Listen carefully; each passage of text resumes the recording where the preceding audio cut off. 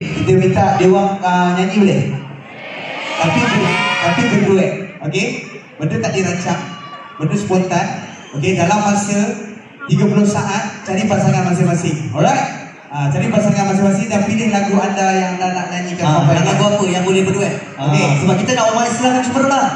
Betul. Islam harus cemerlang hari ini, mesti lebih baik dari semana. Sekejap. Seorang student, seorang parent. Betul. Dia tak boleh duduk student. Jangan dah pasal takut. Jangan Apa dapat. saya kirakan awak nampak sini lah. Awak nampak. Okey. Okey, sesuai. Okey, awak sini. Okey. Jangan nampak tak bercampur sangat ya. Okey. Okey, awak duduk dengan dia. Dengan dia. Okey, lagi 15 saat pilih lagu. Jangan buang masa.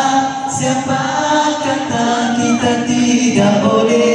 Kita ada Allah Maha Kuasa.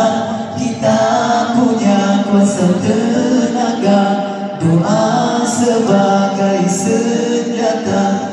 Umat Islam sentiasa boleh. Umat Islam sentiasa boleh. Okey, dah. Okey, ready dah? So kita tanya lah. Dahsyat ada tamborin. Dah buka dah. Kita ada 3 kumpulan. Kita tanya dulu kumpulan pertama. Masih lepas kita baca. Fikir nama kumpulan Kita nak nama kumpulan. Contohnya kumpulan Mendung. Contoh. Nama kumpulan. Lepas tu lagu. Boleh Okey, Assalamualaikum. Nama siapa? Assalamualaikum